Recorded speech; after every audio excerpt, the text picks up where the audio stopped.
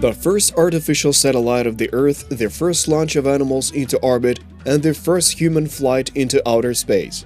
The world owes these fantastic achievements to the outstanding Ukrainian scientist, Serhiy Korolyov. During all his labor activity, he remained an invisible man.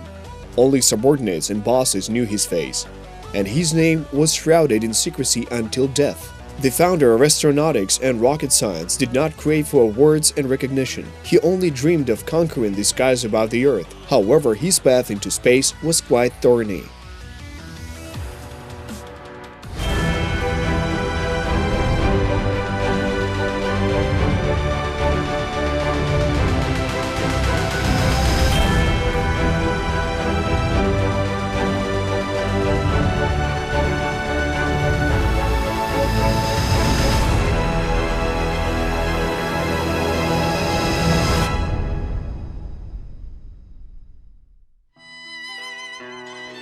The regional center Zhytomyr is just a few hours' drive from the Ukrainian capital. As legend has it, the city was founded in 884 by a warrior of the legendary princes of Kievan Rus, Askalt and Dur. In 1907, not far from the old market square of this ancient city, the eminent Ukrainian Serhiy Korolyov was born.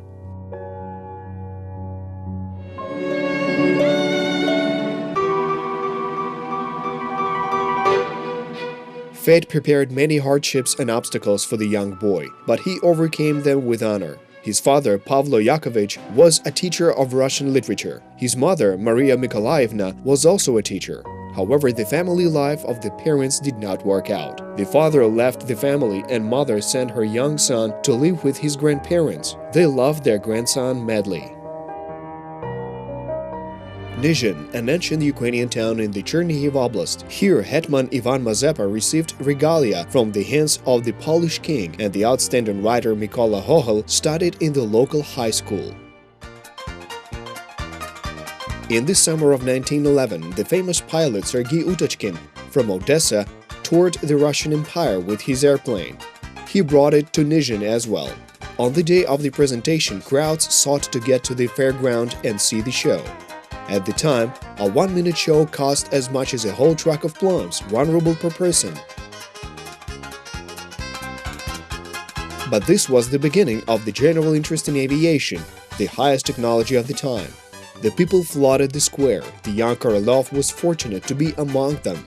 The famous pilot and his airplane shook the impressionable boy. Since then, Serhiy became a great fan of the skies, and his favorite Ukrainian song was the popular I Look Up at the Sky.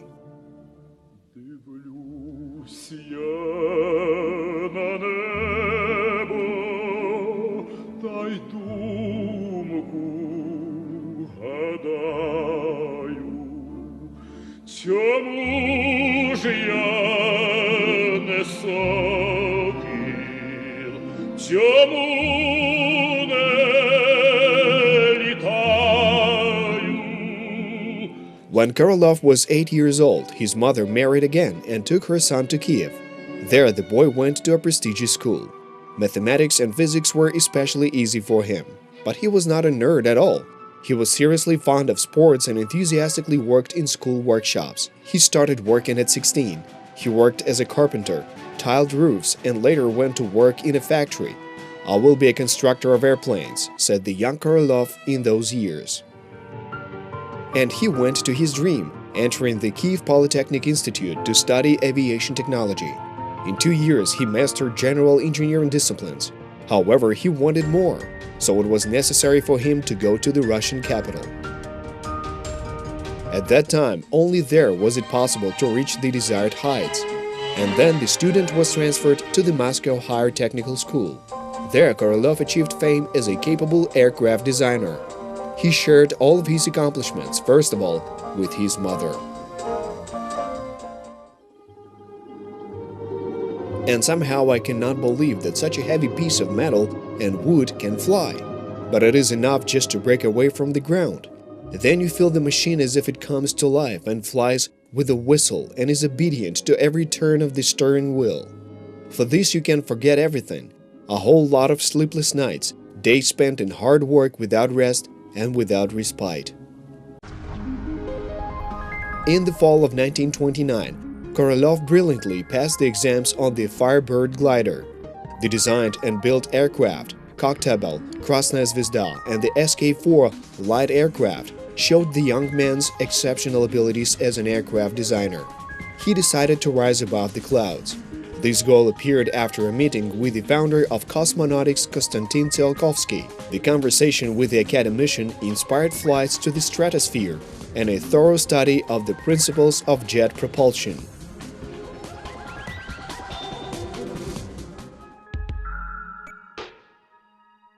We arrived in Kaluga in the morning. A tall old man in a dark suit met us in a wooden house. In his hands was a hearing aid in the form of a horn of tin. He put it to his ear, but asked to speak quietly. When I, with the fervor of my youth, declared that from now on my goal was to get through to the stars, Tsiolkovsky smiled and said, "This is a very difficult task, young man. Believe me as an old man. This business will require good knowledge, perseverance, and a lot of patience, and perhaps will take you an entire lifetime."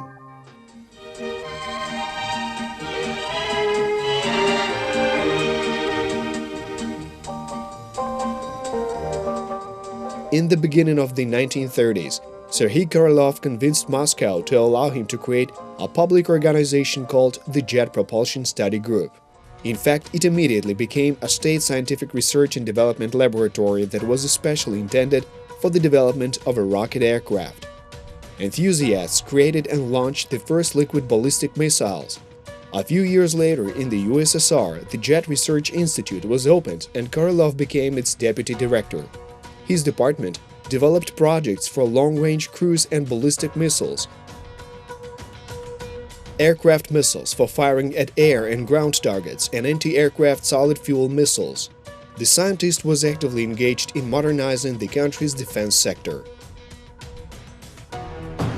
But in the midst of a grandiose scientific research project, the designer was arrested. He was accused of counter-revolutionary activities allegedly carried out within the institute. In short, the scientist was labeled as a saboteur. In fact, the reason for his arrest was the unconventional and progressive views on the further development of rocket science and space technology. They apparently went against the conservative orders of the party leaders. During the interrogations, they brutally tortured him. They broke both his jaws with a water bottle. Despite this, he survived the torture. The motto of Korolyov's life was the words "Go forward and upward." You bend but do not break. Bend and hold your line, and then you will stand straight. This is nothing and not scary, Korolyov said to friends and relatives to calm them. An outstanding engineer was almost shot. At the very last moment, the punishment was changed to a 10-year prison term in forced labor camps.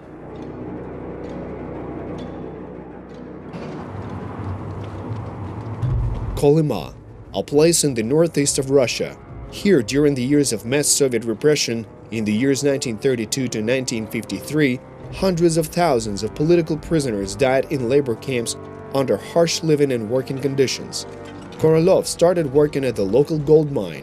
There was systematic malnutrition and scurvy, severe frost and exhausting work, and the terror of criminals. They exploited the so-called enemies of the people with absolute impunity. At their expense, they freed their own ones from hard labor and took away the food. Fortunately, Korolyov spent less than 6 months in this hell. During the reign of Joseph Stalin and Lavrentiy Beria and the Soviet Union, the expansion of the Sharashki network began. That was the jargon used to call confined prisons for technical specialists. Their remarkable minds were exploited in exchange for skimpy rations of food. Such institutions for imprisoned intellectuals emerged in 1930. Then the first processes to exploit and deal with saboteurs in heavy industry began. Very soon, over 20 closed institutions and design bureaus became fully functional. The authorities decided to send Korolyov there as well.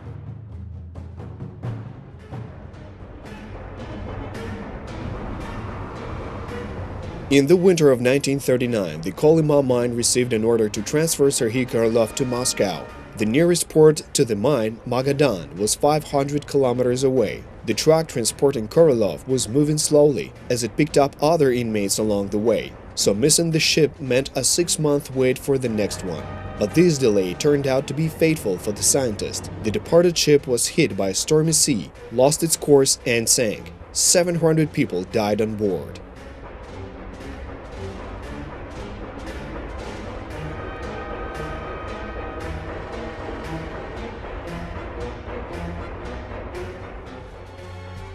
It was only in the following spring that Korolyov got to Moscow. There, he underwent a new trial and was handed down a new prison sentence. He got in the Sharashka with aircraft designer Andrei Tupolev, who was also convicted. Together, the scientists created bombers.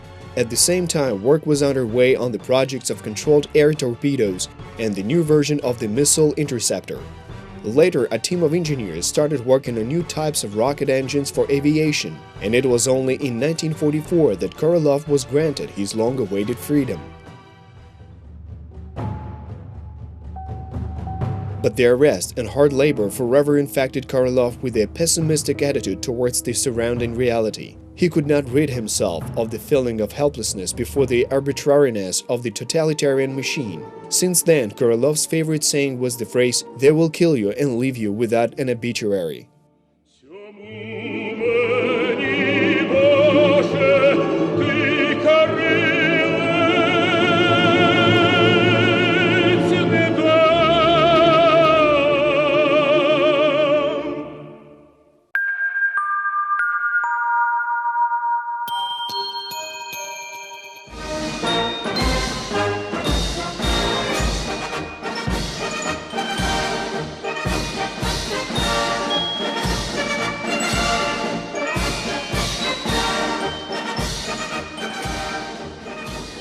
German Chancellor Adolf Hitler did not unleash World War II with an empty arsenal.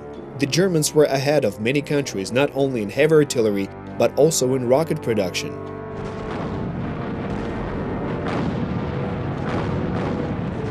After the fall of Berlin, Korolyov was sent to the ruins of the fascist empire to figure out what can be borrowed in the space sphere. The designer arrived at the demonstration tests of the German V-2 rocket. It was the brainchild of German scientist Wernher von Braun. Needless to say, Korolyov had a lot to learn. If not for this event, it is not known when the sphere of cosmonautics would have appeared. But if in his time Korolyov had received the opportunities provided by von Braun, his success would have been no less. Indeed, at that time, when almost the entire German industry worked for the German designer, Korolyov was not allowed to work. Only by the end of 1956 did he manage to develop his main brainchild, namely the two-stage R-7 rocket. It was nicknamed the Magnificent Seven. It could easily reach the US. News agencies reported that the Soviet Union created intercontinental weapons. In the US, the news was accepted skeptically. And they were right. The launch of the R-7 was unsuccessful right up until August 1957. A chief designer had his own direct duties for which he bears his own personal and not sole responsibility before morality and the law. In 1953, at an international scientific symposium in Switzerland, Professor Fred Singer from the University of Maryland suggested using satellites for weather forecasts. The idea was interesting for the US Weather Bureau and the command of the US Navy, but the Americans were in no hurry. The launch of the satellite was included in the program of the International Geophysical Year from 1957 to 1958. Having learned about the ideas of political competitors, the leadership of the USSR decided to get ahead of everyone. In the Korolyov Design Bureau, work was already underway on a satellite project with scientific equipment on board. Since it was not possible to bring the carrier to the design capacity, they decided not to delay and launch a reduced model with one radio transmitter. And they managed to do it first. Sputnik 1 sent the famous beep beep beep in the range available to radio amateurs. Scientists of various countries expressed their admiration for the achievement of Soviet scientists and technicians. In the coming years, the infinite cosmic ocean will become one of the largest areas of application of the latest human knowledge in various fields of science and technology, so that people in space can work reliably and safely. Serhiy Korolyov.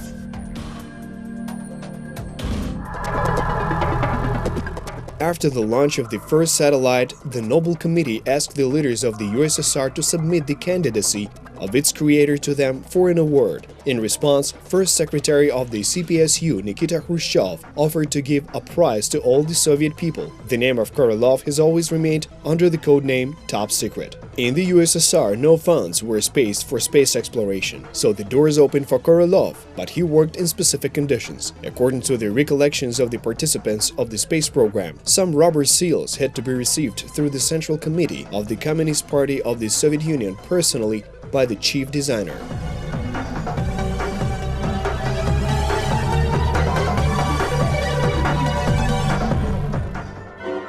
The fact that we went into space is not the merit of Soviet officials. This is a merit of fanatics devoted to the idea of rocket science, who dreamed all their lives of conquering outer space. And they succeeded thanks to the authorities slyly exploiting its complexes and sometimes in spite of them. Despite his practical mind, Korolyov believed in omens. He always carried 2 coins in the right pocket of his jacket for good luck. He ran his fingers along them in difficult moments of life. He continued to believe that soon the human race would be able to conquer the outer space. In 1957, the designer set the task to prepare dogs for daily orbital flight with the ability to return to Earth. But the animals turned out to be difficult to adapt to the small volume of the capsule and closed space. Belka and Strelka became one of the most adapted candidates for this difficult mission. Belka became the leader in a pair of conquerors of the sky, a mongrel dog but very active and sociable. In training, she showed the best results. She first went to the bowl of food and learned how to bark if something went wrong. Though Strelka, also a street mongrel, was timid and somewhat closed, she was nevertheless very friendly. The flight into space was supposed to take 1 day, but the dogs had been trained for a longer period of travel time. In the morning of August 19, 1960, Sputnik 7 successfully launched from Baikonur. In flying containers, the animals could see and hear each other. The state and behavior of the dogs were observed using a television system. The video information was transmitted from the spaceship and recorded on film. On August 20, the spaceship descended from orbit. After a while, it landed successfully. The program has been fully implemented. Belka and Strelka felt good. Indeed, during their flight, they covered a distance of an amazing 700,000 kilometers. Now the human race will be able to see outer space, thought Korolyov.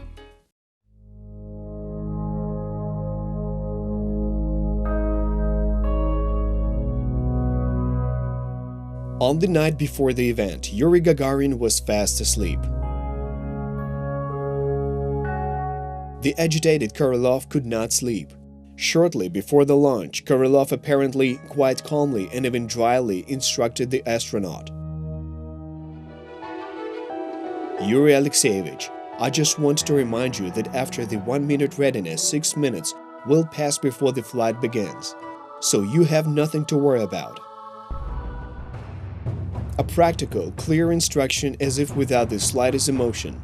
But how much labor and nerves are behind this calmness? In a few minutes, the mighty spaceship will take me to the far expanses of the universe. The first manned space flight took place on April 12, 1961.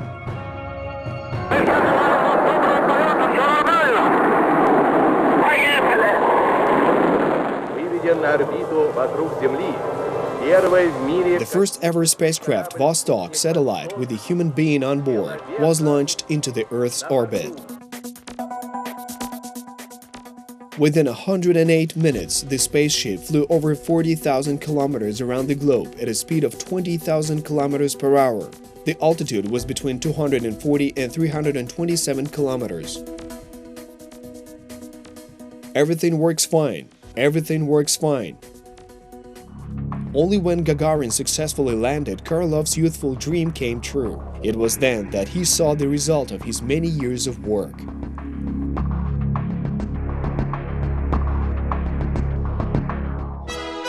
The Grand Kremlin Palace, one of the palaces of the Moscow Kremlin.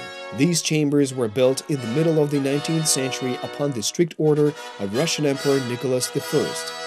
In Soviet times, the most significant festivals of national importance were held in this palace.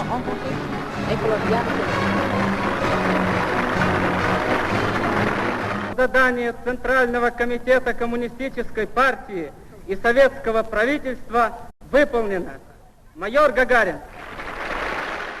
A grandiose government reception was arranged for the first cosmonaut of the planet. Yuri Gagarin thanked all the designers for the creation of the spacecraft. He presented Korolyov with his photograph in a spacesuit with the heartfelt inscription, "To dear Sergei Pavlovich, the cosmic father," as a sign of sincere respect and gratitude. Первый выход человека в космос.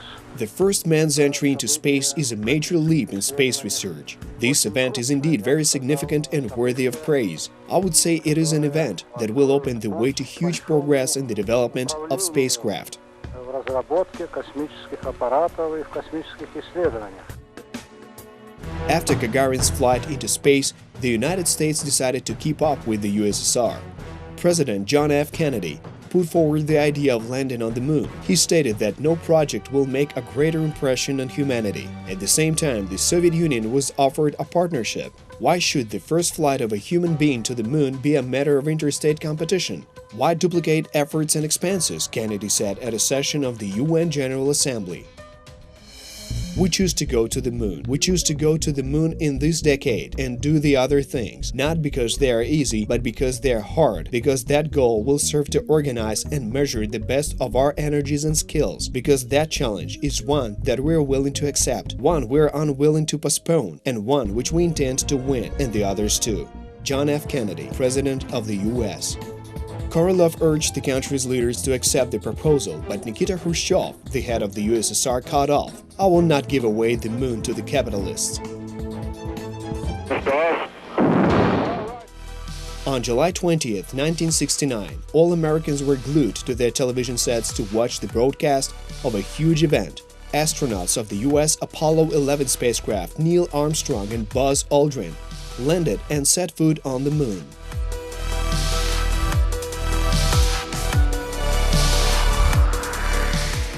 But the creative ingenuity of Serhiy Korolyov surprised the world with the human being's first spacewalk in 1965. This was done by Alexei Leonov from the Voskhod 2 spacecraft. The total time of the first spacewalk was 23 minutes and 41 seconds. According to the results, the conclusion was made: now a human can perform various works in open space.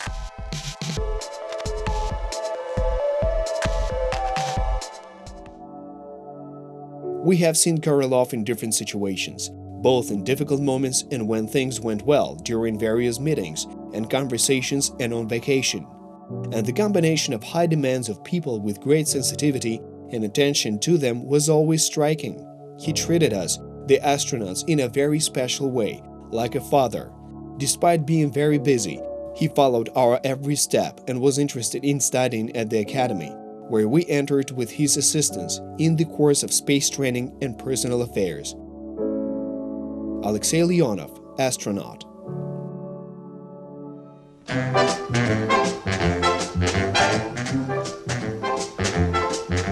New Year 1968.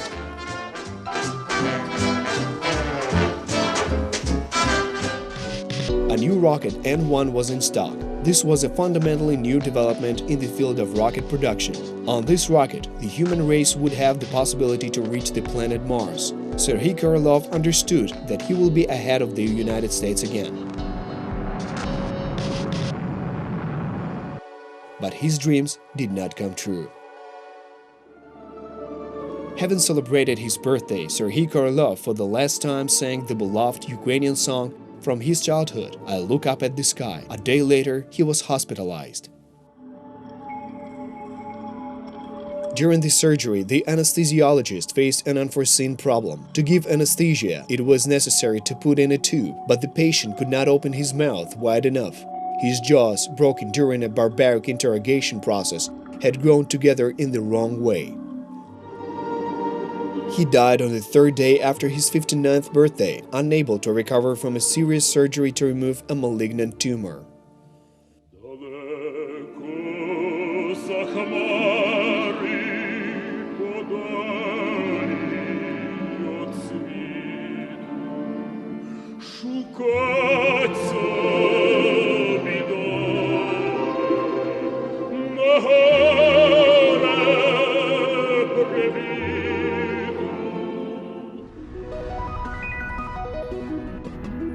Mikhail Floransky, the only graduate student of Korolyov, recalled that the designer was constantly depressed by secrecy. He considered this meaningless and was convinced that his name had long been known in the West. However, neither after the launch of the first satellite of the Earth nor after the first manned flight into space, the Kremlin did not disclose the name of the father of astronautics. In the press, he was called either Professor Sergeyev or just the chief designer. It was only death that immortalized his name in the universe. Cedar, I'm Don 1. Do you copy? I will broadcast commands to you. Don 1, I'm Cedar. Copy that. Somewhere in distant space, an asteroid named 1.855 has the name of the outstanding Ukrainian who was able to change the world. If you criticize someone else, offer something of your own. If you offer it, then just do it. Serhiy Korolyov.